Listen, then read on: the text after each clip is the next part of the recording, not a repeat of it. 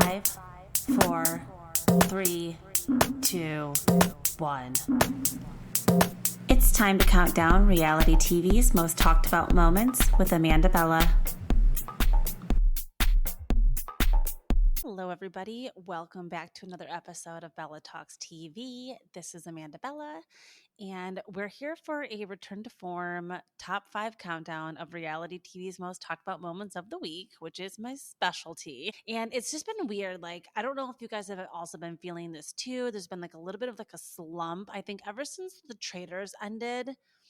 And we were in this over the winter and over the holidays in this like Housewives like menagerie because we were getting slammed. Like I think at one time there were 5 different Housewives cities on. Like it was Beverly Hills, New York City, Salt Lake City, OC, like all these shows were all on at the same time. And we were getting just like bombarded and it was like overload for a while. And then it kind of just like all stopped. Like all of the shows that had been filmed stocked up, and we're kind of looking towards this new generation of Bravo. I've noticed like literally even with the show Next Generation NYC, like they're finding, I think, new ways. Like they've really had to get like to the drawing board over at Bravo and figure out a plan to not only keep all of these OG players who are expensive, but draw a huge fan base at the network. The Teresas, the Tamaras, the whoever's, even like keeping Luann around.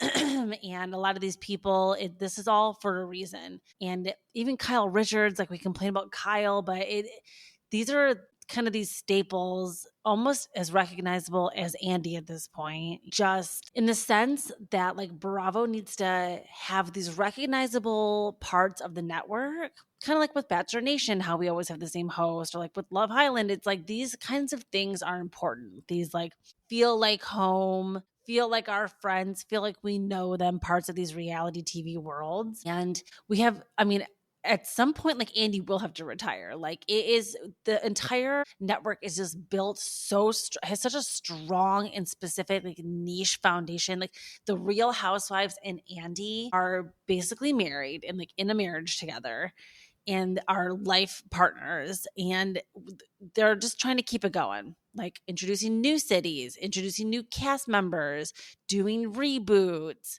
They're doing their best over there. And there's a couple different things going on. We have that Next Gen NYC show coming out, which I'm really excited about. We're going to see Meredith Marks on there with Brooks. We're going to see Kandi on there with Riley. Kandi was a huge 15 season. Atlanta at one point had the highest ratings for the network. Like there was a time. But Kandi she's going to be like an EGOT winner too. Like she is an actual talent, and Bravo was really lucky to have her as a housewife as long as they did. And I'm looking forward to like seeing her on there. And then also Kim, hello, duh. Like Kim, to me, what are they doing over there? Like they should have had Kim on this network the entire time. She could have been making money to help pay for the divorce. We would have been able to see the divorce unfold. The cameras being there may have helped it not get as toxic as it did, because we know it got really bad. Like when the cameras went down over there, things got bad for the Biermans. So I'm looking forward to that show. Now we also have this show rumored out to come out, like a wife swap style show where wives from certain franchises, certain cities will switch to go to other cities. So I don't know if we have like a real name on this show yet, or if it's just like in production now. So finally we're hearing about it. But I think Angie K from Salt Lake City, I can't remember. Should I just look it up while I'm sitting here? Might as well.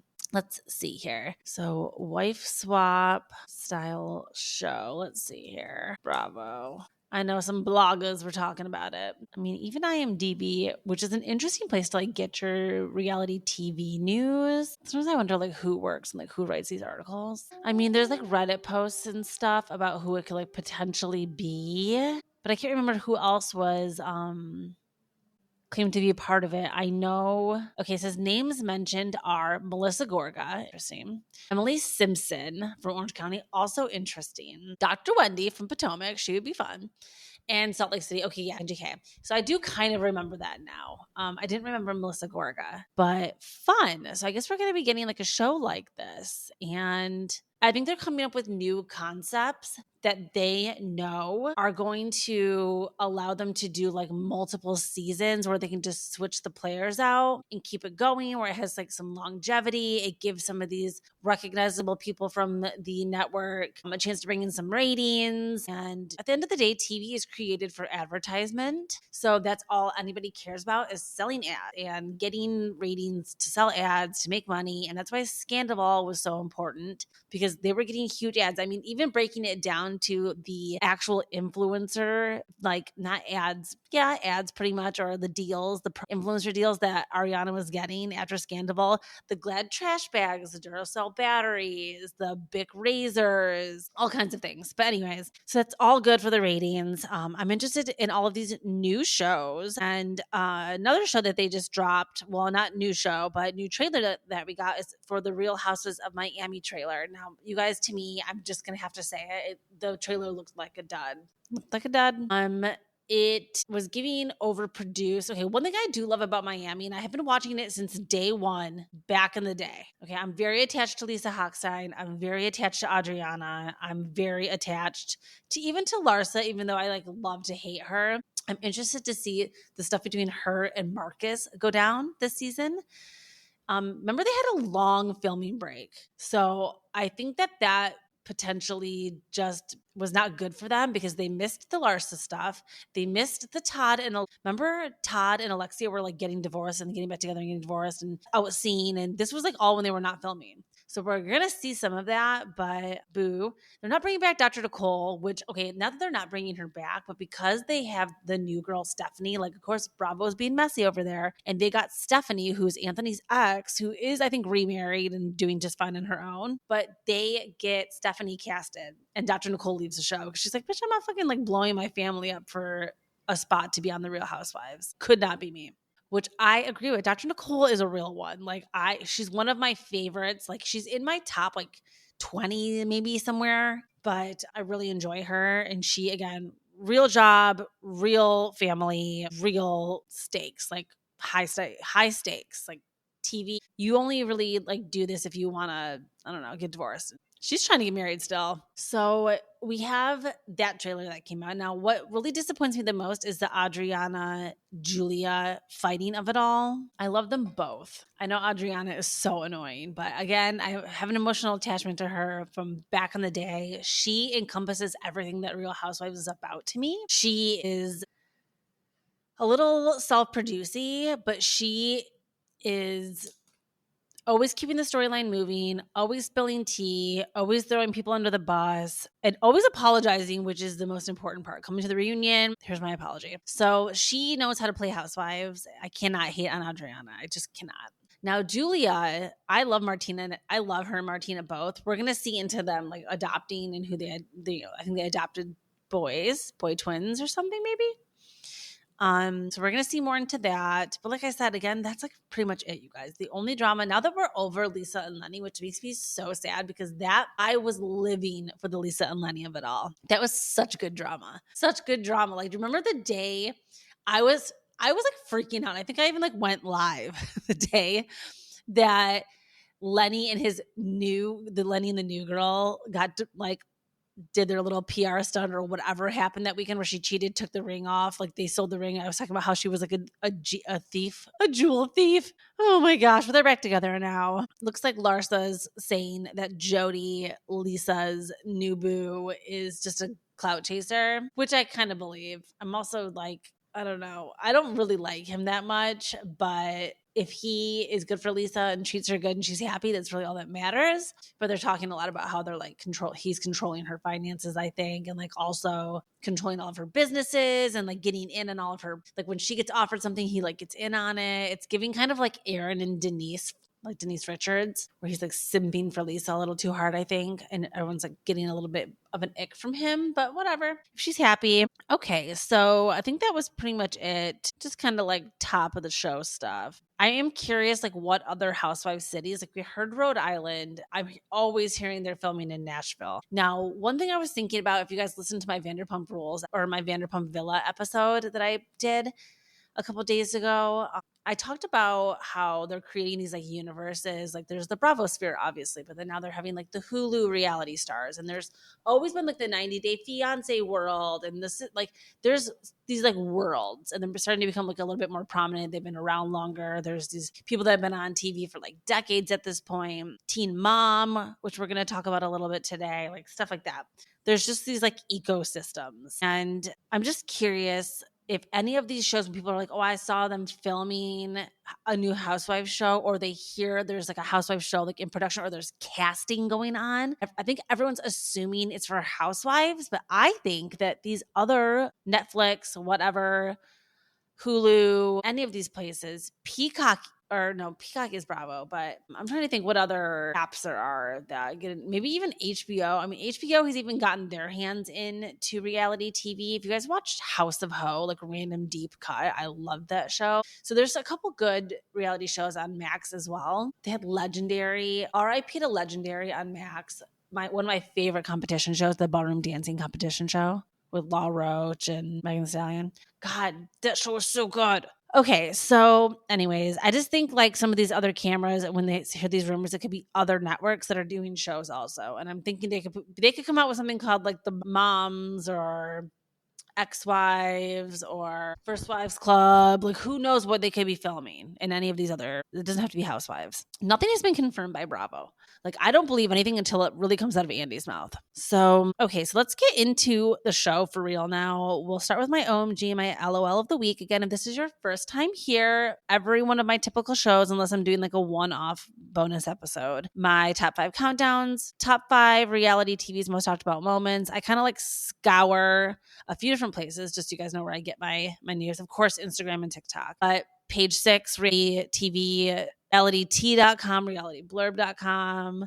I don't really do all pop culture. I really try to stick just to TV on this show. So sometimes I talk about other pop culture stuff on my Instagram. So make sure you're following me at Bella Talks TV. I think that's pretty much it for like top of the show stuff. Just make sure you guys like leave a review and promote the show if you can. I know some of you guys really do that, and you're so like means the world to me. Like when I get a DM notification that somebody like tags me with the podcast, like that is truly the way to my heart. So I'm gonna be again. Okay, yeah. Now that I got my soundboard going, I have to really remember like to use it. I really have to remember to use it because it's so good. And if you guys didn't listen to again my Vanderpump Villa episode, I have the soundboard now, so you have to go listen to it there.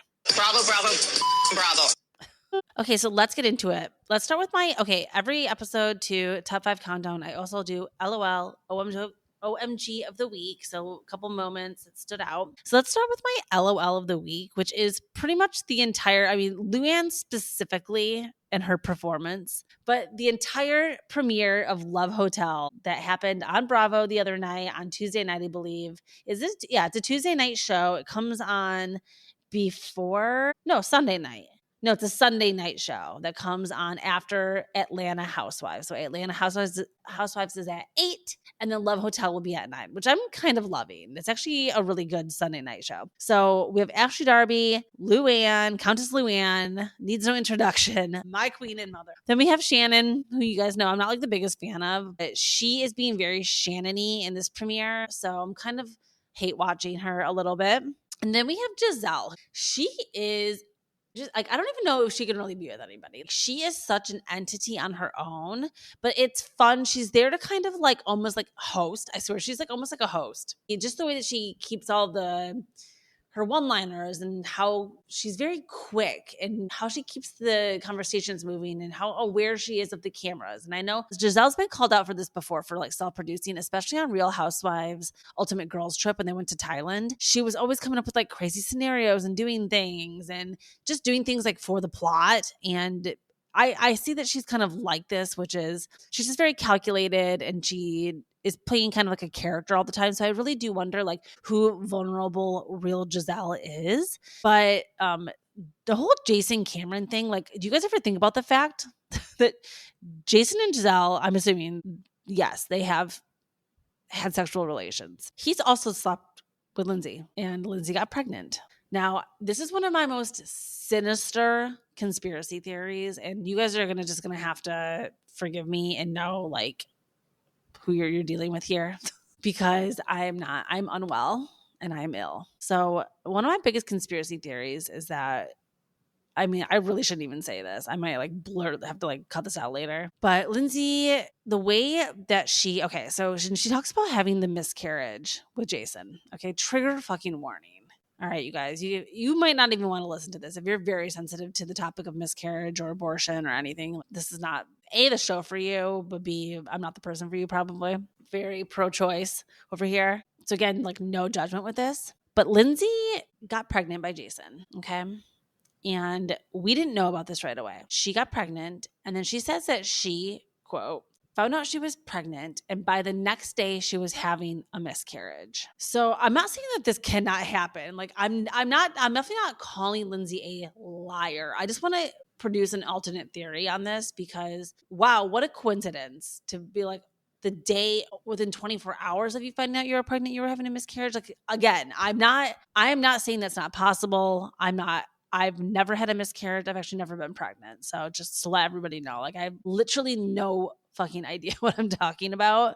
But there's just something in my gut. It's literally just an intuitive feeling that Lindsay may not have had a miscarriage. And maybe she exercised her right as an American woman, which she's totally entitled to, that I believe in, to maybe voluntarily, not to have Jason's child. Because the way that she handled the situation, just by saying, to me, it was giving okay, I found out I was pregnant, and by the next day, it was get it, we're done here. There's just the timing of it was sus. The second part that I want to evidence B, point B of my evidence is that the way she told Carl, now again, remember, her and Carl were best friends. I mourn the Carlito, Lindsay, Hub House, Rad House days. I really do. I really do. I love them, not as a couple, but I love them as friends. And she decides very calculated and very strategically to announce that she had lost her child that she was ever pregnant and that she lost her child with Jason. And she decides to tell Carl on camera. No one has heard the story. Carl, his jaw hits the floor, they're best friends. So for him to not even know that she went through this, it's just not Carl, I think especially too, again, I don't want to judge a woman's struggle. So stay with me here. I'm almost done. But I think it was giving she did kind of a private struggle with maybe having a little shame spiral, private struggle with maybe having a schmushmortion. Because it seems like she didn't even really have time to process it because by the next day she was losing it, or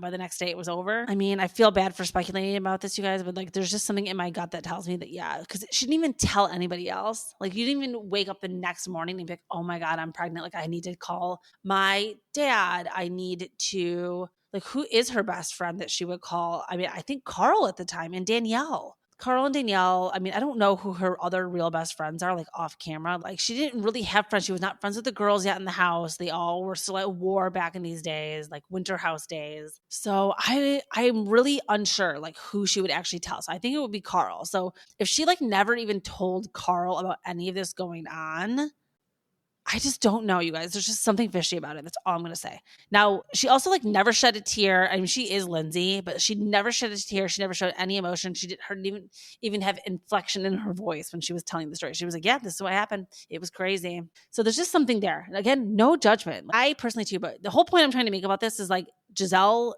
and Jason had a relationship too. I think that's so crazy.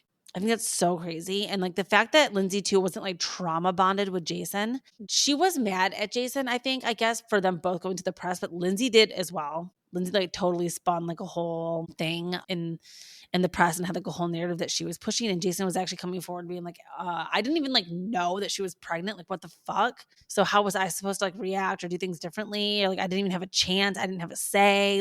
Not saying that he should, but I just think the whole situation, she should have no shame. She should have been truthful about it, but just the whole thing is weird. So anyways, let's move on. Anyways, LOL of the week, Love Hotel. Now, Countess Luann is so funny on the show. She is just running circles around these guys. At one point, she tells guys she'll be right back, and she leaves and totally goes and starts a whole other conversation on the other side of the beach and just lets them sit there. She is giving the other girls advice. She's snatching men. I just think that this season is going to be really fun to watch. Shannon is insane.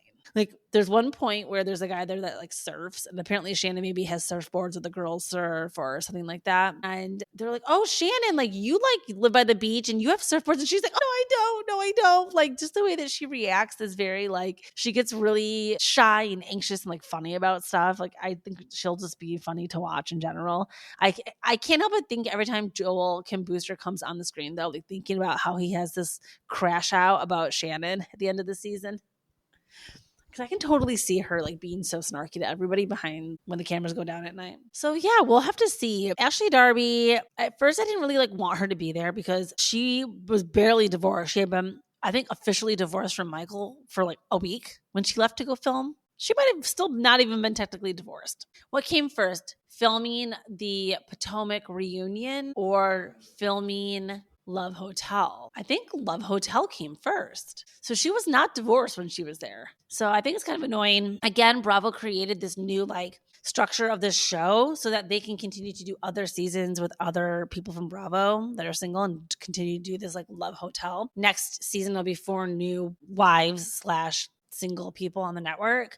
I'm into it. So yeah, that's my LOL of the week. Again, go watch Earl the Pearl. It's kind of giving Golden Bachelor vibes over there, just the nicknames and the shenanigans that are happening. I'm into it. I'm liking it so far. So we'll move on to my OMG moment of the week now. And it is a show that I don't talk about too often on this program on Bella Talks TV. And it is a teen mom, OMG. And it was kind of a split. Like, I have a couple different things. I just have been catching up. I did 2 big binges of Teen Mom, the next chapter, Teen Mom OG, whatever they call it these days. And there's been a couple different things going on this season that have been, I think, like, we're not talking enough as a society about them. So we'll just run through a couple different OMG moments. But my number one OMG moment so far that's made my jaw drop, that has been literally like, holy shit, has been Mackenzie officially announcing that her and Casanio are pregnant with twins. Now, they go through their IVF journey. She is diabetic. She has 3 previous kids with her ex, Josh, who is a doozy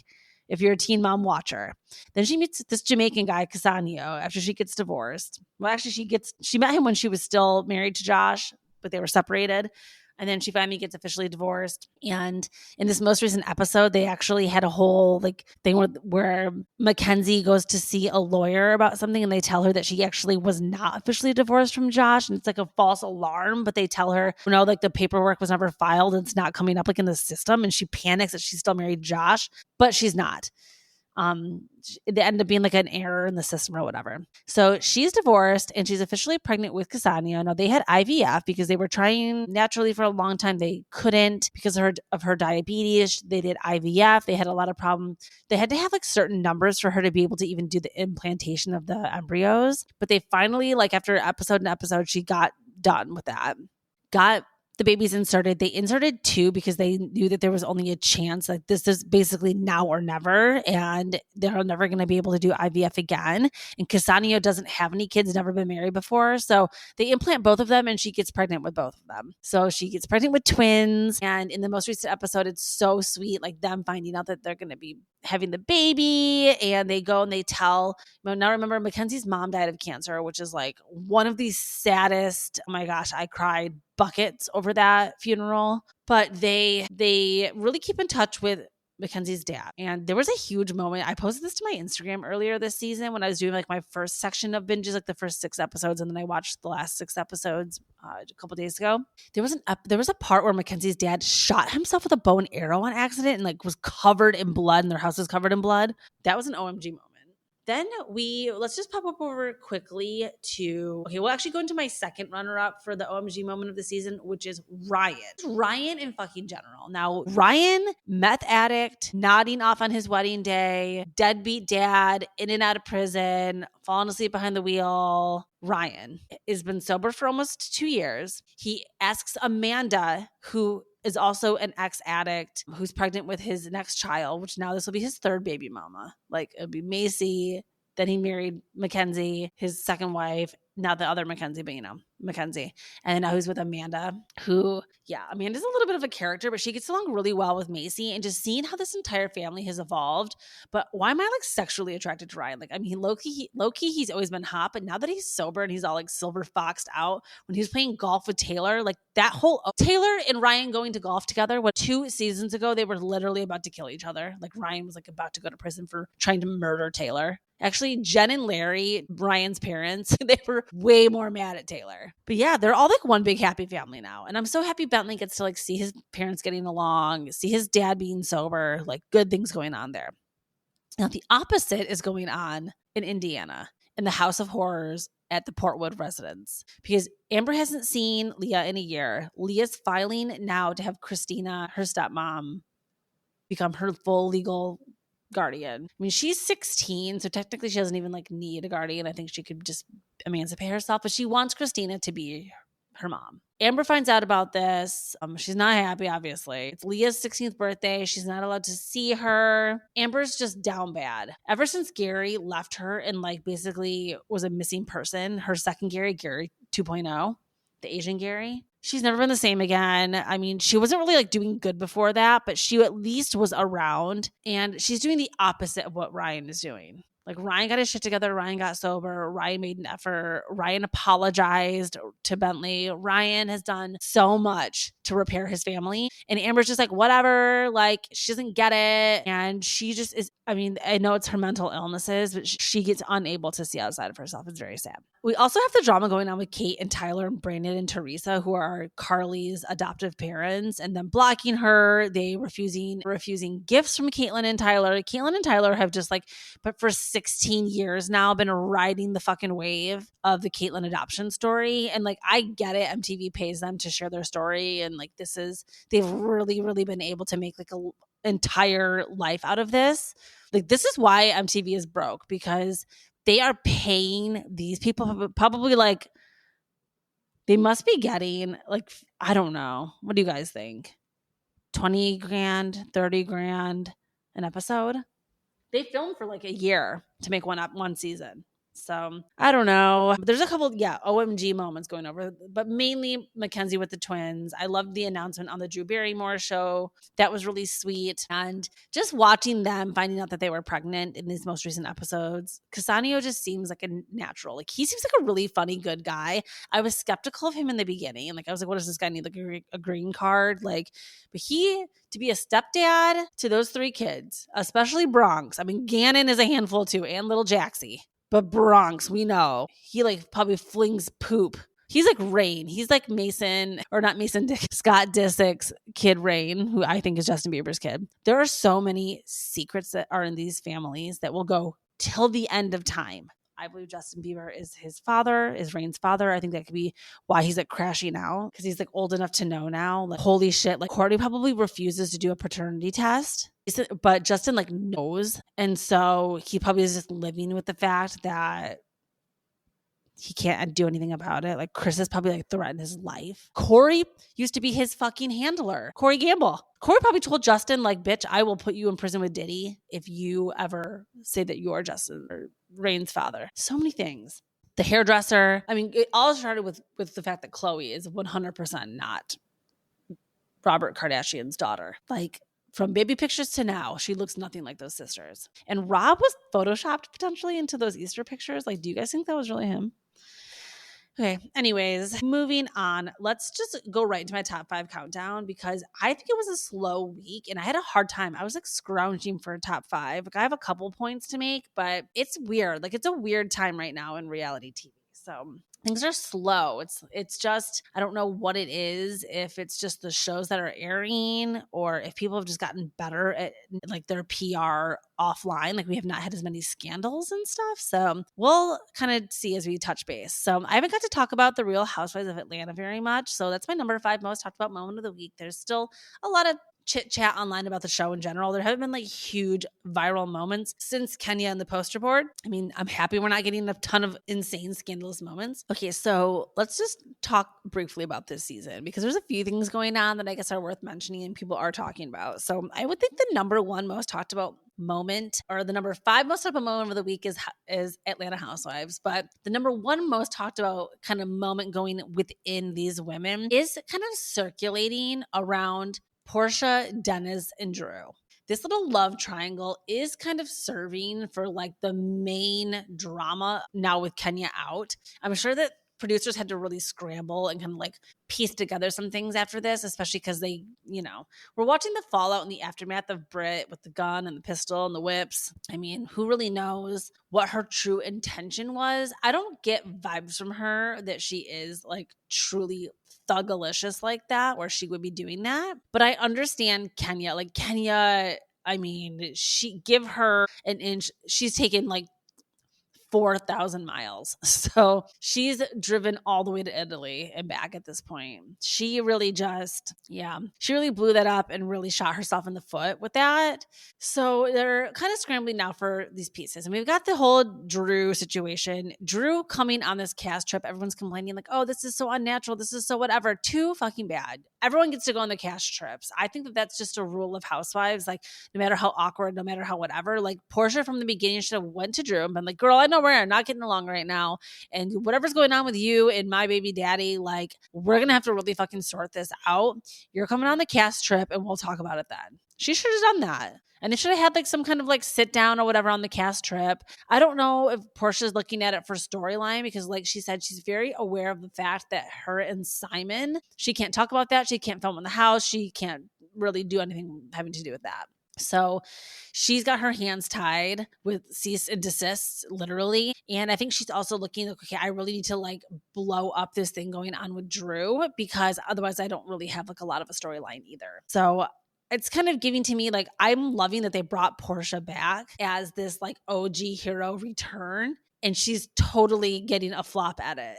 And I kind of love that, or like a slightly villain edit. Like they didn't just bring her back Kyle Richards style and like kiss her ass and like give her this amazing edit and make her seem like she's the queen of the world. Like Portia's struggling. And on this birthday trip, it's interesting. Like I think it's fun. I think it's a fun theme. I've actually never been to Nashville, but I've been more interested in going kind of recently just for the culture of it, just to say I've gone. It's like once you've lived certain years of life on this earth and lived in the United States, I've been a lot of places, almost everywhere at this point. So I'm running out of places. I'm like, you know what? Let me go check out Nashville. But they look like they have like a fun time on this party. I'm actually a fan of Drew. I know I'm like the only person in the world. Something about the Chicago in her and her delusion. And I think that she actually is really a talented dancer. Step Up. She was in the Sean Paul music video. She just, I don't know, all these movies that she does. She's, I think, been in maybe some plays too. Like she just, to me, I like really like Drew. I don't know what it is about her.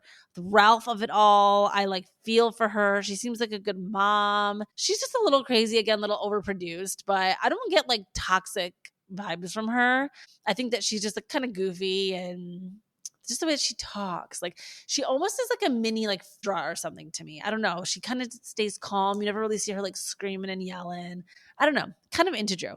Now, with that being said, same with Angela Oakley. I fucking love her. She's also from Chicago. Like these Chicago girlies that are representing on Atlanta. Like I'm just into them. I'm team Chicago. Shamia, I think she's been a great addition. She's kind of been the anchor for the show, but she again plays peacemaker with a lot of people. And I thought it was cute. She brought the olive. She can apologize. Like we're all here. Housewives again is always about conflict and resolution. So you've got to be able to, have resolution with things. Otherwise there's just like no place for you. So yeah, I don't know. Atlanta's like firing on all cylinders for me. It's just a good, easy watch. I learned about what a second screen show is, which is like a show you can watch on your phone, which is typically something I don't do. I usually have to, when I'm watching TV, like I take my fucking TV seriously. Like, I'm not on my phone. I'm not watching something. I don't know. I'm not scrolling. I'm just not. I don't know. I'm watching my show. I'm paying attention. It is a little bit of a second screen show for me. Like I can scroll a little bit and kind of like do some things, cook or whatever when I'm watching the show. All right. Anyways, number 5 most talked about moment. Let's move right into number 4, Summer House. Kind of the same thing going on there too. Like we've had a few anchors of drama, but overall, Summer House is like the number 4 most talked about show going on right now. When I go online, I'm seeing a lot of Paige, I'm seeing a lot of Jesse, I'm seeing a lot of Lexi, so let's talk about it. Now, I'm really happy that Lexi in this most recent episode that just premiered last night, she finally stands up to Jesse in front of the whole group. She calls him out for talking shit behind her back and making her seem crazy and telling everybody basically like to think that she's weird and to not like her, which is going to make them not want her to come back next season, make her not be able to form real friendships with the girls. Like, yeah, Jesse's being a fucking douche. And I think that she was totally right to call him out in that way. I think that he has this creepy thing about him, Jesse, where he goes into this like lower register where it's his like, he has 2 modes. Like he's this fun, goofy, singing, flirty Jesse. And then he has his tail between his legs, Jesse, where he gets like slow and he kind of talks down and like looks down to the ground and doesn't really make eye contact. That's like the Jesse that we're getting this week. Like he really is in the doghouse. And it's not a good look on him. Like, I'm going to need him to just figure out how to take accountability. That way, he doesn't have to like sulk when he gets called out. It could actually be a path where he just is like, damn, I didn't know I was coming off like that. Like, I'm embarrassed for myself and I apologize for hurting you. Like, I don't want to do that. I have feelings for you. Like, there's so many other things he could have said, but instead he'll just be like, okay, if you feel like that, all right, if you took it that way. Like, he just kind of gets into that little like, ugh. And West gets like that too, when Sierra yells at him, where he just shuts down and he just is like, okay. Like, both of them act like that. And I'm going to need you to engage, sirs. You're on reality TV. And I'm going to need you to fight back a little bit and cause more drama. These girls are just yelling into voids. So I'm not loving that. I'm loving that we are getting like the full circle. Looks like by the time we get like the reunion just filmed last week and all the guys went out afterwards and Emerald wasn't there, which Emerald said that he was dismissed early, which makes me think he only filmed at the reunion for like an hour, which is so annoying because Emerald was in more drama and involved in more storyline this season, I think, than Lindsay. I think than Gabby for fucking sure. We know Bailey, what happened there. And Amanda, absolutely. Amanda got the first chair. Now, I was speculating that it was because she was pregnant and she was going to have like some kind of pregnancy announcement. But because it's been over a week now, I think that would have been leaked from like Madison, when she said that she was pregnant at the Southern Charm reunion, like that day she did the clear blue.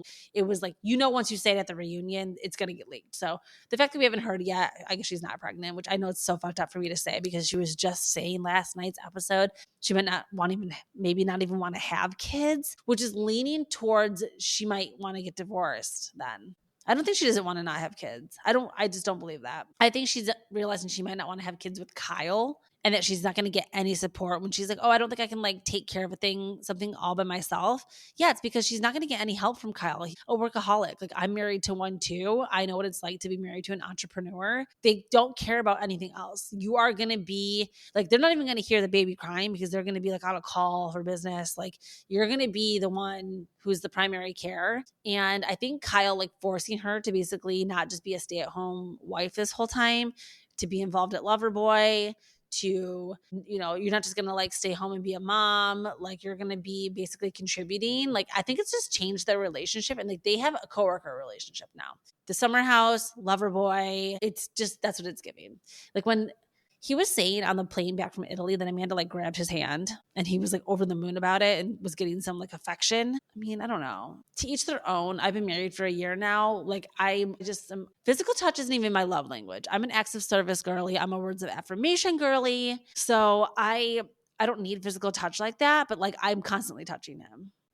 Kissing him. So it's like, I don't know. Like, you should want to be like that with your husband. They're weird. So I'm getting a little bit over my Paige burnout. Now, of course, I have to give props to Giggly Squad. They did not have the Dagger of Death on their New York Times bestseller list. They only reached number 2, which I know that's like the smallest hater. I'm a hater. I fucking say it. I admit it all the time. I'm a little bit of a hater. I was a little bit of a hater in the sense that I just was kind of hoping they were going to not make the list. But the fact that they just didn't get to number one, this is again the true hater in me. They're not able to say number one best time seller because they've been riding the fucking wave of selling out Radio City. If I hear one more time, sold out Radio City twice, like I know that they're not saying it, but every time they go on a show or they do something, everyone else like they introduce them as people that have like achieved that, and I'm over it. Like, great, good job.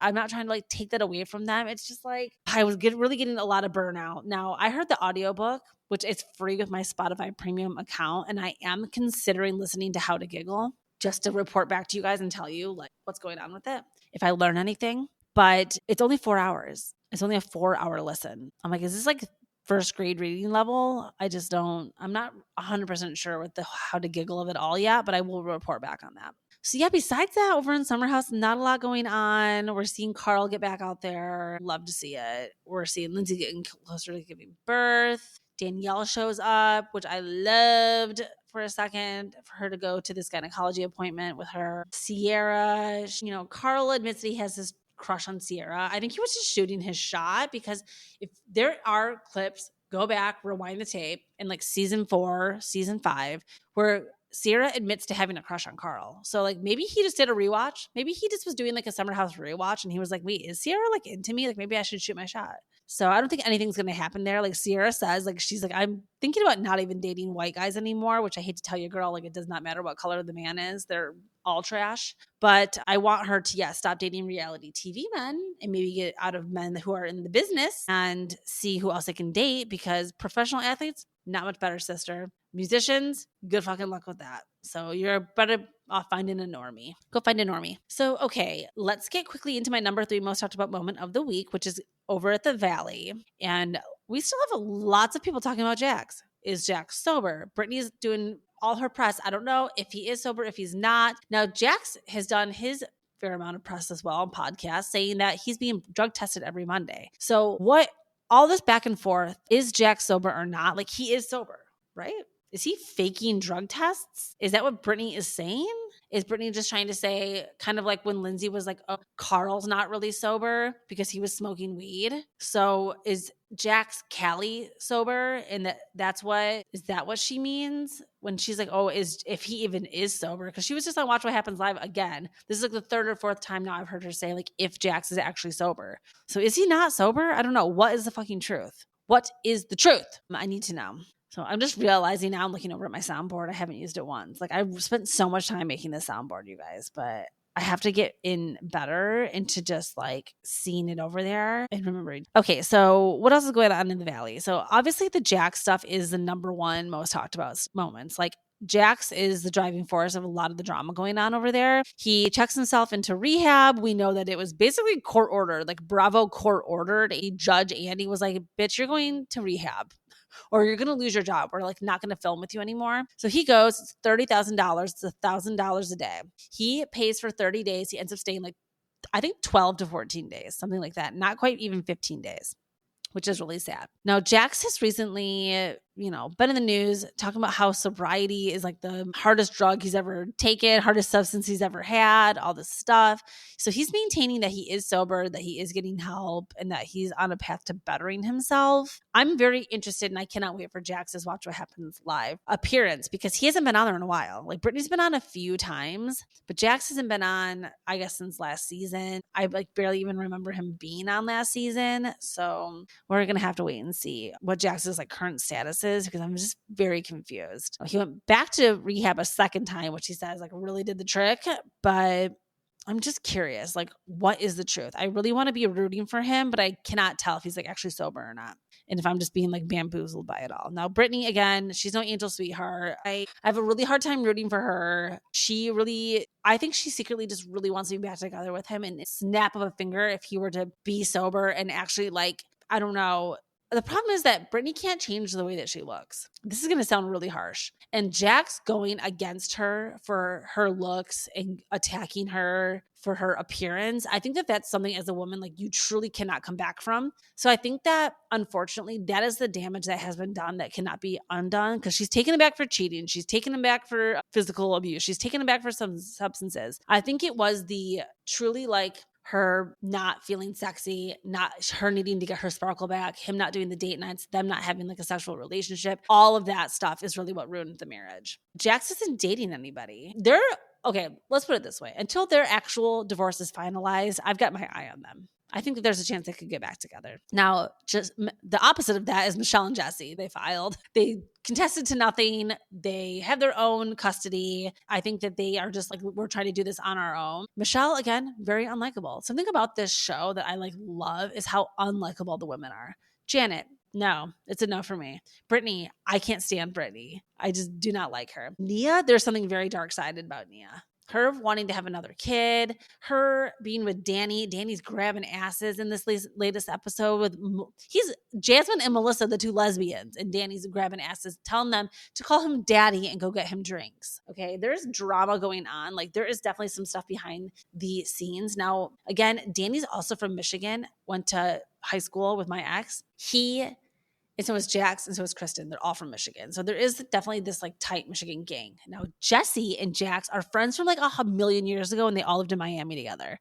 I forget that Jesse also dated Anna Nicole Smith. Jesse is an enigma wrapped in a riddle. What is that Erica Jane like tagline? There's something about Jesse that like I can't quit him. I think that he's also unlikable and kind of a douche, but I don't know. There's all of these people on this show like are just so intriguing. Now, Kristen and Luke, it's funny. I think Jack says in his confessionals and like the trailer that they never expected Luke and Kristen to be the most stable out of all of the couples, but I really think that they are sweet. Luke, he has an interesting personality. It is strong. Like he has a point of view. And he is very salt of the earth, but I'm somewhat liking his presence because I think Kristen is a better person when she's in a relationship, and he is providing like a foundation for her to be a really good part of this show. Like Kristen's really getting her groove back. She's everywhere. People are obsessed with her. She gave the iconic green revenge dress to the clubhouse, and Andy was so happy. I just think that she's like on top of the world right now. She's not even became a mom yet. She has like, I think another month left. So I'm just happy for Kristen.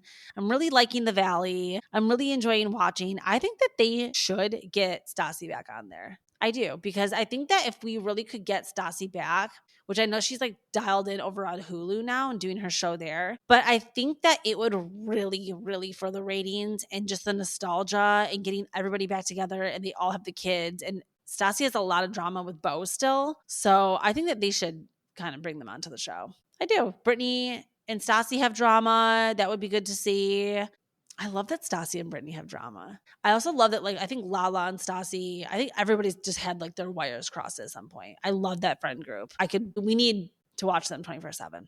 They need like another spinoff. We need like a Valley spinoff now. Okay, so yeah, that was my number 3 most talked about moment of the week, the Valley, and just all the drama going on there. Specifically, I think just, again, like the Michelle and the hooker stuff. I think it's funny that it wasn't actually, this is again my conspiracy theory, my tinfoil hat is on, that actually was true. I think Jesse really did say that with his chest in the group chat. I think he did hear that. I think that he was saying that. I think Danny repeating it on camera was not part of the plan, and Jesse panicked, knowing, okay, this is actually the mother of my children, and this is something I did not want to actually get onto the show. I'm going to backtrack and I'm going to say, like, I just said that it was a rumor, and I wanted just to see like who would repeat it. So it's giving to me like chess, like Bobby Fischer chess level, like Capture the Queen. This was a really good reality TV move for him to come up on his feet with something like, no, that's totally like, yeah, you totally fell into my trap. It's somewhat believable, but I'm not buying it. I'm not buying it. I think that was like a real rumor. I think that the way that she reacted to it, like if it was total nonsense, she would be laughing. She burst out in tears. She's freaking out in Dave & Buster's. There could be a kernel of truth, something in there. So yeah, that was my number 3 most talked about moment. Moving on to my number 2, we're talking about Dorit's divorce, because she finally filed against PK Pringles, Mr. Pringles, PK Kemsley. She has filed for divorce officially, and we're so happy she made it over that 10-year mark. I don't know what kind of alimony or child support she's going to be getting from PK, but she hopefully will be entitled to something. And I'm praying that PK is not going to get any alimony from her. I don't think she's getting that much an episode. I'm curious what she does get paid for the Beverly Hills Housewives, but she's not really doing like a ton of other endorsements endorsement deals. I see her like, doing an ad here or there, but she's not out here influencing. She doesn't have an acting job. She doesn't have a clothing line. She doesn't have accessories that she sells. I'm not really sure like what her line of income is other than the show. So this is going to be an interesting divorce. I'm sure it's going to get pretty messy because the other day PK was seen and photographed with this girl that looks exactly like Dorit, like 5 years ago, like or 2017 Dorit. And her name is Shayna Hall. And apparently she's part of the Amazing Race. And I don't know if she's English. I have to find out if this chick has an accent, but they were seen kissing and making out. And that was the day Dorit was like, okay, I have had a fucking enough. And I wonder if PK and Kyle were texting. Like, did Kyle text PK and say, like, here's my guy. Here's who I call when I really want to get my shit in the press. Like, have them meet you, come out, take a smooch. It will be in the press the next day. Like, maybe he's trying to get Dorit to file. Maybe there's been like a smoke out going on. Okay, so yeah, I can't talk too much about the Dorit divorce because I'm actually running a little bit quick on time here. I have to leave in like 5 minutes to go help watch my niece for a minute. But let's just talk briefly about my number one most talked about moment of the week, which is the Vanderpump Villa drama, which I talked about an entire episode. So if you have not listened to my last episode, I break down all of the drama. But specifically, we have to talk here on the main feed about Vanderpump Villa drama with Mom Talk. Now, this has been going around for a while. What really happened when cameras went down at the castle? Now, all signs were pointing that something happened with Demi, and Marciano is just like head over heels about Demi, and he's like feeling some type of way about her, especially because she has the married woman effect. I know that this is like a real thing, and guys will think like, I mean, girls kind of think this too, so I guess it's not gender specific, but guys and girls will think like, hey, I think everything is, or I think everybody good is taken.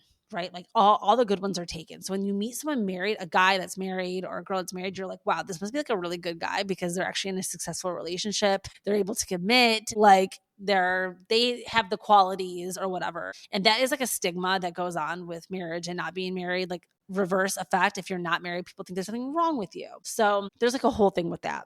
But the Mom Talk stuff, something definitely went down. No, I don't think anything actually happened with Demi and Marciano in the castle, except for the fact that it does show that he was like sniffing her hair, giving her maybe some unwanted hugs, some lingering hugs and stuff. But I don't think that she cheated whatsoever. Now, him posting the video saying uninvited to the function because the 30-year-old doesn't want the wife or whatever yelling at me. So he was alluding, I think, to Jesse in all of this because, again, I think what really went down is maybe Demi off camera had some real heart-to-hearts with Marciano, with like how hard marriage is, problems her and her husband have had, things like that. And maybe he saw like a little bit of an in there or like a crack, like, okay, things aren't so perfect. Like maybe you're saying I have a chance, right? Maybe thinking he could like sneak in because reality TV people are messy. Like there is cheating, there are scandals. Like maybe he thought he was going to have his own like Mom Talk scandal with her. But really, I think he ended up executing this plot with Jesse instead. Like, I don't think Demi took the bait. She never cheated. Nothing ever happened with them. But I do think that she got like weird vibes from him and probably reported to producers like, hey, like, I just don't want to be one-on-one with Marciano at all, when we're promoting the show or whatever. And I think Jesse, because we all know Sheena, right? Sheena gets her little grubby paws into every little friend group. Because I'm like, how are Marciano and Sheena friends? Maybe through Lisa, through Vanderpump Villa. They knew maybe Marciano started hanging out at like some of Lisa's establishments and he met Sheena. I'm not sure how Marciano and Sheena became friends. Well, either way, they end up somehow getting entangled with Jesse. Again, I don't know how Jesse and Sheena are friends. I think maybe Sheena had Jesse on her podcast, came to LA. Maybe they all met up. There were photos circulating of Jesse and them hanging out. I think Jesse cheated with Marciano. I do. I think Jesse actually liked Marciano. And I think that Jesse and her husband are actually having trouble and like real marriage issues. So we're all going to have to see this unfold. Season 2 of Mormon Wives, Secret Lives of Mormon Wives does premiere next. No, it's May. It's May now. Today's May 1st. So it's going to be like May 23rd or something that comes out. So we're going to be getting soon answers on what's going on with Mom Talk. But I don't know. I think that there's just, I think that there's something that happened with Demi and the producers, and that's why Marciano got disinvited from the function. But I think that he actually had drama with Jesse, and that's why Jesse's in the comments, Sheena's in the comments. Everybody's entangled in this scandal about someone cheating, something's being covered up, and we got to know, you guys. We've got to know the truth. We got to know. Remember on the Valley After Show when they were like, yeah, Sheena just like always knows everything and always has the tea. We're going to get a Sheena crossover. She's going to be on Mormon Wives. Remember when Vanderpump Rules ended and they were like, Sheena, what are you going to do? And she's like, maybe I'll convert to Mormonism and move to Utah so I can be on Secret Lives of Mormon Wives. Way too good. That she might have said that on the episode with Jesse. So anyways, okay, I've got to stop recording. I've got to get going, but I hope this was a great episode for you guys. Stay tuned for more to come from me, and I hope you all have a great weekend. Love you all. Ciao, Bellas.